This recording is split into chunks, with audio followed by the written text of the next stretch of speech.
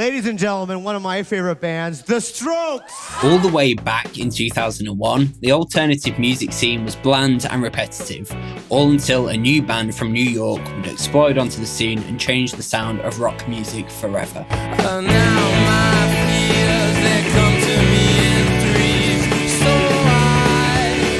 Releasing their debut album, Is This It? Is That It? Coming out in September, isn't it? Is that it? That's actually Is This. With its uniquely garage, laid-back and lo-fi sound that hadn't been done well since the Velvet Underground, the Strokes were already growing a huge and loyal fan base. Hanging out with this fan right here. And, yeah.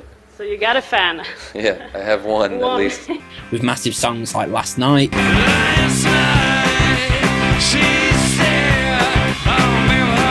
Someday, and Is This It? Is that it?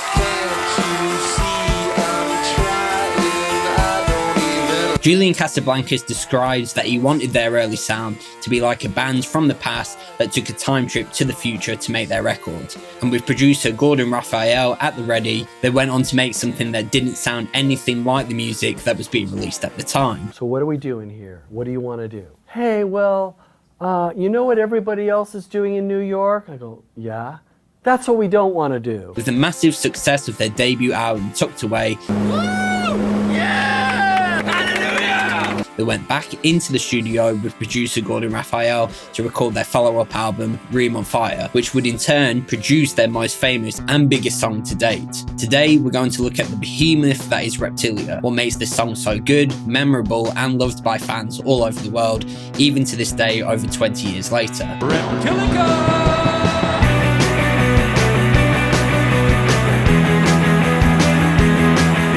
From its amazing dual guitar parts that counteract and blend together seamlessly,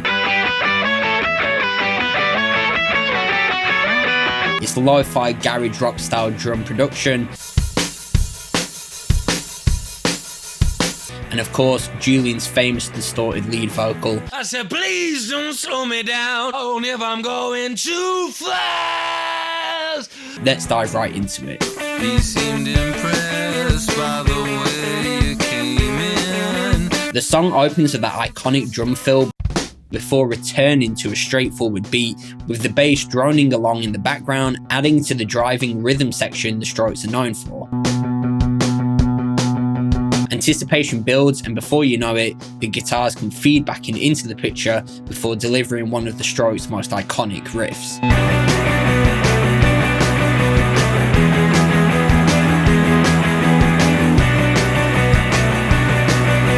From a production standpoint, the song is really simple.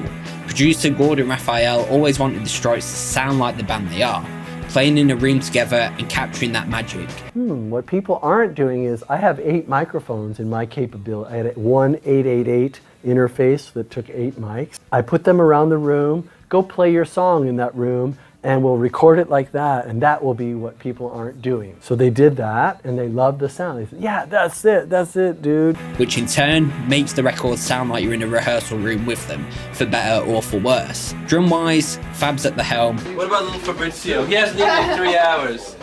Shut up! And he's usually playing a Ludwig classic maple kit, and combining that sound with a very minimal mic setup, we get that driving, lo-fi drum sound that is such an integral part of the Strokes sound.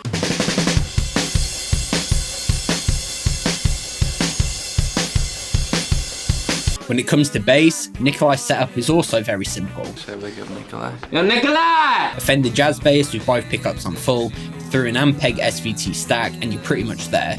Nothing more and nothing less is needed. It's the perfect complement to the drums and delivering a rock solid rhythm section.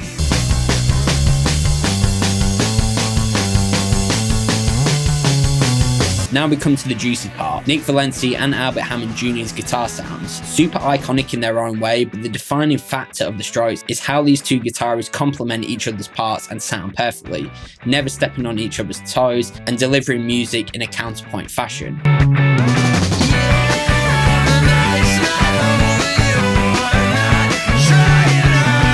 In Reptilia, both guitars come squealing into the picture, with Nick Valenci laying down the rhythm-dominated chord parts and Albert delivering the massive riff that is Reptilia.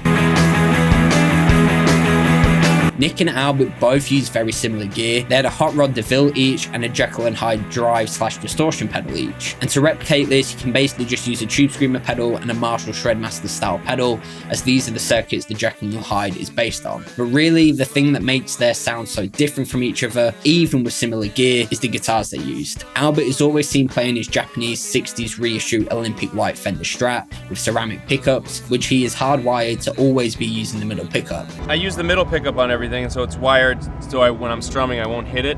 If not, it would be here, and a lot of times when you strum you end up hitting it. A very strange approach, but defining in its own right. With Nick, he's usually using his Epiphone Riviera with Gibson P94 pickups, especially in the early days. In turn, another unique guitar in its own right. When we get to the bridge, we get another super unique sliding rhythm guitar part from Nick Valenti, while Albert takes over the lead duties. However, when we get to the solo, the roles switch and Nick delivers one of the Strokes' most iconic guitar solos of all time.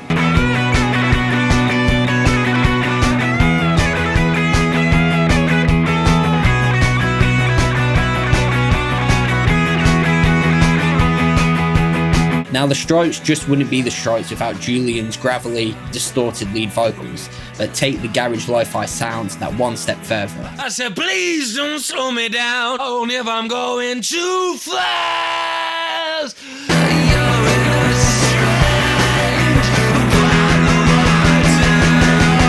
In isolation, the vocals sound strange, almost out of tune, but bring them back in with the rest of the band and you've got something quite amazing.